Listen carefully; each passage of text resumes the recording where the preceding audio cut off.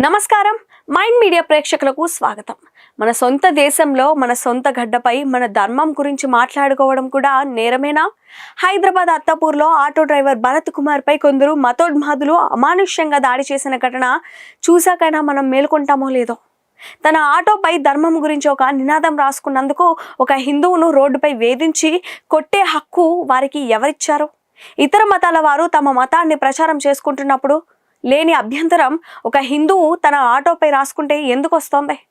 హైదరాబాద్ అత్తాపూర్కు చెందిన భరత్ కుమార్ అనే Hindu auto driver తన ఆటోపై మతం మారడం అంటే తండ్రిని మార్చడమే అని రాసుకున్నాడు. తన ధర్మం పట్ల గర్వంతో ఆయన ఈ నినాదం రాశాడు. అయితే దీనిని చూసి తట్టుకోలేకపోయిన కొందరు మతోన్మాదులు ఆయన ఆటోను అడ్డుకున్నారు. భరత్ కుమార్ను చుట్టుముట్టి తీవ్రంగా దూషించడమే కాకుండా భౌతికంగా దాడికి తెగబడ్డారు. ఈ దేశంలో హిందువులకు తమ భావాలను వ్యక్తపరిచే స్వేచ్ఛ లేదా అని ఈ ఘటన పెద్ద ప్రశ్నను లేవనెత్తుతోంది.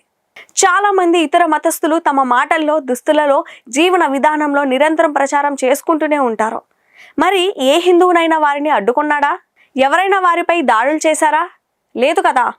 కానీ ఒక హిందువు తన ఆటోపై ధార్మిక అవగాహన కోసం రాసుకుంటే మాత్రం ఎందుకు ఇంత అరాచకానికి దిగుతున్నారు?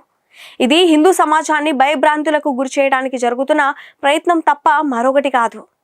మిత్రులారా, ఇకనైనా హిందువులంతా ఒక తాటిపైకి రావాల్సిన సమయం ఆసన్నమైందే. మన ధర్మ సోదరులకు అండగా నిలబడదాం. ఇకపై ప్రయాణాలు చేసేటప్పుడు మన స్వధర్మ సోదరుల ఆటోలు, టాక్సీలోనే ప్రయాణించాలని నిశ్చయించుకుందాం. మన వాళ్ళతోనే వ్యాపారం, మన వాళ్ళతోనే లావాదేవీలు అనే నినాదాన్ని ముందుకు తీసుకెళ్దాం. అప్పుడే మన ఆర్థిక బలం పెరుగుతుంది, మన ధర్మానికి రక్షణ దొరుకుతుంది. ఈ ఘటనపై మీ అభిప్రాయాన్ని కింద కమెంట్ సెక్షన్లో తప్పకుండా రాయండి. హిందూ సమాజంపై జరుగుతున్న ఇలాంటి అన్యాయాలను, జాతీయవాద సత్యాలను నిర్భయంగా మీ ముందుకు తెస్తున్న మన మైండ్ మీడియా ఛానల్ని ఇప్పుడే సబ్స్క్రైబ్ చేసుకోండి. ఈ వీడియోను లైక్ చేసి ప్రతి హిందువుకు చేరేలా వెంటనే షేర్ చేయండి. ధన్యవాదాలు. జై హింద్, జై Sriram. Mind Media, the voice of India.